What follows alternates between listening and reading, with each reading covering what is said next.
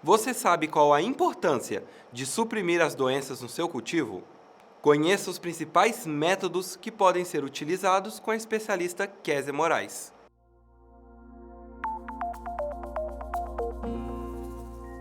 Para iniciar esta aula, gostaria de pedir que a nossa convidada especialista se apresentasse. Olá, pessoal. Eu sou a Kézia Moraes Vieira Baitelli, sou mestre e doutora em produção vegetal, pós-graduada em biologia vegetal e sou representante da SATS, no Espírito Santo. Caio, obrigada pela oportunidade. Pessoal, eu vou conversar com vocês hoje um bate-papo sobre o manejo aplicado à supressão de pragas e doenças, né? Qual é a importância da gente trabalhar um manejo integrado tanto de pragas e doenças, né? Visto que quando a gente fala em praga e doença, a gente não está falando em aumento de potencial produtivo, a gente está falando de evitar a perca do potencial produtivo. Então, é um custo que o produtor tem sem ganhar produção a mais, né? Então, o quão mais eficiente a gente for nesse manejo, isso significa redução no custo no bolso do produtor e, por outro lado, a gente se aproxima da agricultura sustentável, ok? E hoje, quais são os principais métodos de manejo que são utilizados para praga e doença? São 5. A gente tem aí o manejo cultural. Manejo cultural está relacionado à utilização de rotação de culturas, né? Fazer intercalação, fazer o intercalamento de culturas que não são interessantes aí para praga durante a entre-safra, né? E também a gente pode utilizar culturas que são repelentes, né? Aí o refúgio, né? Muitos produtores já utilizam o refúgio para poder ser uma prática cultural e também o manejo do solo. Quando eu me refiro a manejo do solo, eu falo manejo do mato, que muitas vezes, né, é abrigo para muitas pragas. Então, manejar o mato também é sinal de redução de população de pragas dentro da área. Um outro manejo é o físico, que é propriamente você criar barreiras físicas que impeçam a entrada desses insetos, né, dentro da área produtiva. Então, é um telado, né, é uma barreira física, é propriamente as armadilhas, é você retirar o inseto mesmo com as mãos. Um outro manejo seria o biológico, que é a gente utilizar, então, os inimigos naturais, ou então insetos predadores, ou então fungos entomopatogênicos, para poder ajudar na redução das populações desses tanto insetos como fungos aqui, que aí o manejo biológico pega tanto praga e quanto doença. Kézia, pensando nesses métodos de manejo, qual que você vê que mais cresce entre os horticultores? Hoje, uma das técnicas, né, de manejo que está sendo muito empregada pelos produtores, né, horticultores, é o manejo biológico. Tanto é que a gente já tem informação de agências que avaliam, né, venda de defensivos químicos e vendas de biológico, a gente já tem comprovado uma redução de quase 30% aí dos defensivos químicos, em detrimento da utilização dos biológicos, né? Então, hoje já é uma realidade, a gente não fala de manejo biológico pensando no futuro, isso já é o presente e tem realmente trazido resultados muito satisfatórios. Então, eu poderia elencar o controle biológico como o principal manejo em crescimento aí entre os horticultores. E esse, pessoal, é o primeiro benefício, né, que eu posso destacar aqui para vocês, que é a redução, né, do uso de defensivos químicos, né? Eu vou ressaltar aqui o quão importante é o uso dos defensivos químicos, mas a gente não pode encará-los como a única, né, alternativa, que a gente precisa ter outras formas, até mesmo para que a gente não empurre, não force a praga ou a doença a se tornar cada vez mais resistente às ferramentas que a gente tem. Então, a redução do uso de defensivos para o uso de biológicos, por exemplo, é um grande benefício aí, pensando em manejo integrado. Um outro ponto que também está ligado a esse mesmo tema é a preservação da biodiversidade, né? Quando a gente usa um defensivo fisiológico que é seletivo para mosca branca, por exemplo, mas que não afeta né, tanto um crisopídeo, por exemplo, isso é manutenção da biodiversidade, a gente poder reduzir o defensivo químico, porque existem outros micro-organismos que estão reduzindo a população da praga ou do fungo ali dentro do ecossistema, também é muito positivo. E tudo isso para manter um ecossistema equilibrado. E além do que a gente também busca integrado a tudo isso, a segurança alimentar. Segurança alimentar que é não só ter alimentos livres de produtos que podem fazer mal à saúde humana, mas também ter alimentos que têm as características desejáveis, né? Alimentos bonitos, alimentos, né, com tamanho adequado, né, sem sinais das injúrias causadas ou por fungo ou por praga, e também a gente ter alimento em quantidade para abastecer toda a nossa população. Então, segurança alimentar está relacionado a tudo isso. Quando a gente consegue agregar todas essas técnicas e entregar a mesma quantidade de alimentos com a mesma qualidade, aí sim a gente vai ter alcançado esse objetivo.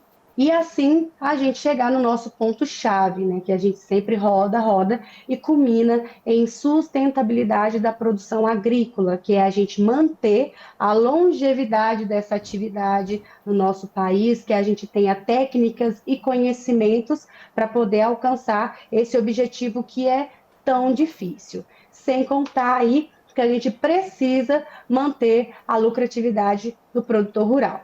E quais são os desafios que a gente encontra quando a gente fala em integrar todas essas técnicas de manejo, né? Custo e a disponibilidade de recurso, né?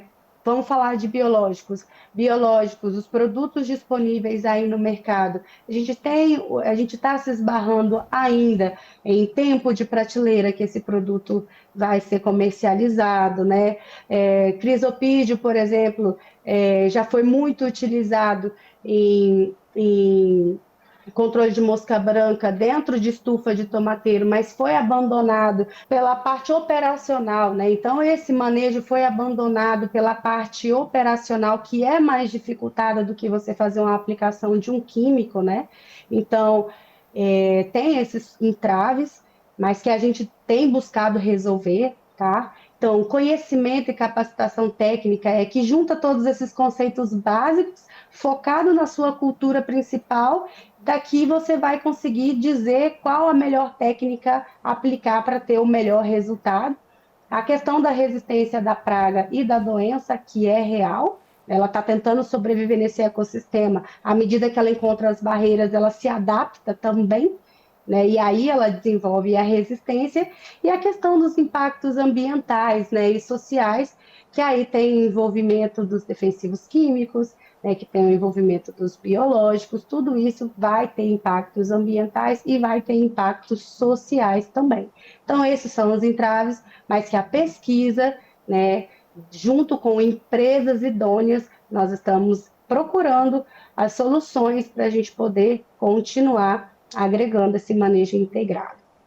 E o que a gente pode recomendar na hora de fazer a implementação inteligente aí desse sistema? Monitoramento. Esse é o ponto inicial.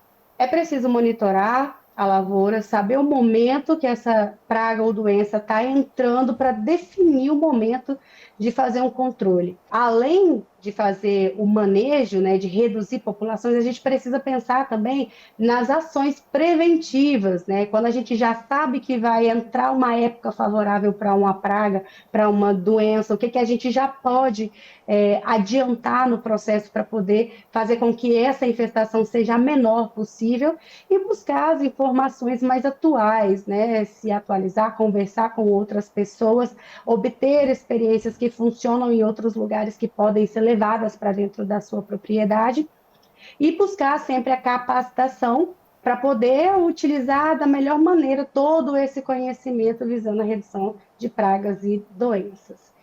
E hoje, o que tem de muito interessante no mercado, eu trago foco para vocês, é a utilização de fungos entomopatogênicos que ajudam demais, que está fazendo um grande sucesso aí entre os produtores no país inteiro, que é a Bovéria, o metarrísio e a Isária. De que maneira que eles podem, né, como esses fungos podem favorecer uma agricultura. Vamos falar então do poderoso Bovéria baciana, que está sendo muito utilizado no manejo de insetos pragas, tá? Qual é a grande capacidade dele? Ele consegue atravessar a cutícula do inseto, se estabelecer lá dentro dele e produzir algumas toxinas que mudam completamente o comportamento do inseto até causar-lhe a morte. E daí, com esse inseto morto, né, a Bovéria ela se alimenta, ela usa desse resto mortal do inseto para se desenvolver, esporular e se espalhar por toda a área. E como ele é um fungo cosmopolita, ele consegue se estabelecer em todos os lugares do planeta, se tiver a condição adequada, ele consegue permanecer no ambiente por muito mais tempo, inclusive dar um residual de manejo em diferentes pragas, que aí a gente pode ressaltar, né, ácaros, pulgões, cochonilhas, mosca branca, que é uma praga bem complicada, está sendo muito utilizado aí no manejo dessas pragas. Um outro aliado dos agricultores também é o metarrísio, que também é um fungo entomopatogênico, isso quer dizer que ele ataca insetos pragas e consegue ter atuação sobre diversos insetos pragas, né? A gente destaca a cigarrinha, larvas de traças, o gafanhoto, e ele também atua de certo modo parecido ali com a bovéria. Ele entra, ele consegue entrar dentro do inseto e causar-lhe a morte. Como que a gente sabe que houve a infecção pelo metarrísio, né? Ele forma uma massa esporulenta branca sobre o inseto e ali a gente tem certeza que ele conseguiu matar e conseguiu usar o corpo desse inseto para se desenvolver. Então a gente tem a certeza que o manejo foi eficiente. E um outro fungo também muito importante é a Isária, né?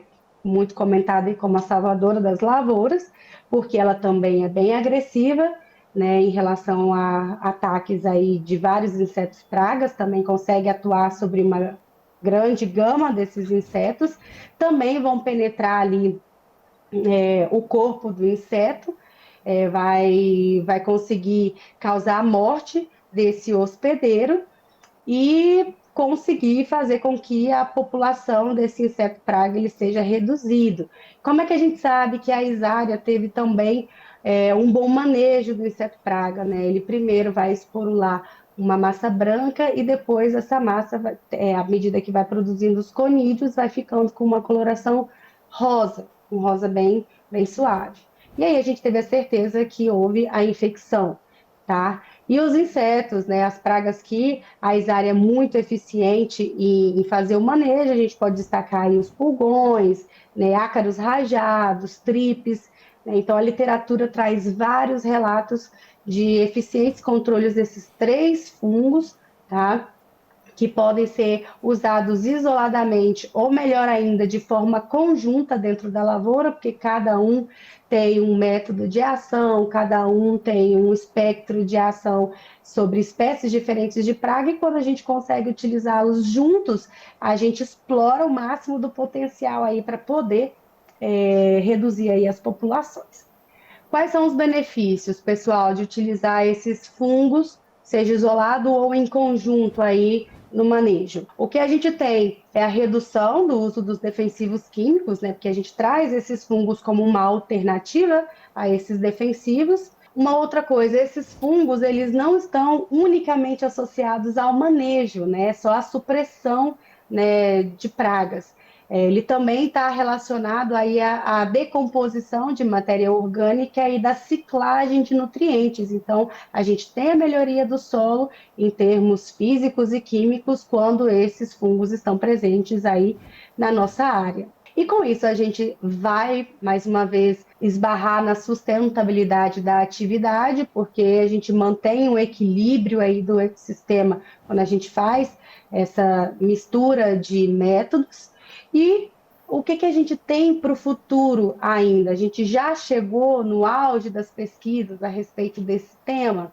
Não, existem ainda Existem ainda pesquisas, né, que estão averiguando novos micro-organismos que têm, né, produção de metabólitos que pode ser utilizado no produto comercial, por exemplo, ou se tendo ali a unidade formadora de colônia dentro do produto, qual é o potencial? Existe uma praga, existe uma doença que ainda é muito difícil de manejar, ou seja, as pesquisas estão procurando as inovações relacionadas a esse tema. Ainda estamos utilizando, pessoal, a tecnologia de ponta, aquela que vai investigar o DNA desse micro-organismo, identificar exatamente qual é o potencial que ele tem de ajudar, né, a potencializar o efeito, né, do manejo biológico, uso de nanotecnologia, seja para novos micro-organismos, seja para a gente conseguir aumentar o tempo de prateleira dos produtos, mas essa é uma linha que também está em andamento, para que a gente tenha, né, um manejo sustentável, né, das pragas, das doenças, e que tenhamos, né, a máxima expressão do potencial produtivo aí das nossas culturas. Tá joia? Pessoal, esse é um tema muito interessante. Se vocês tiverem mais dúvidas, quiserem se aprofundar, a gente tem aí as redes sociais da SADS, também tem meu e-mail. Entrem em contato que eu terei o prazer de responder aí qualquer questionamento. Caio, muito obrigada mais uma vez. Késia, eu que te agradeço pela transmissão de conhecimento nessa aula. Muito obrigado por acompanhar até aqui. Nos vemos nos próximos conteúdos.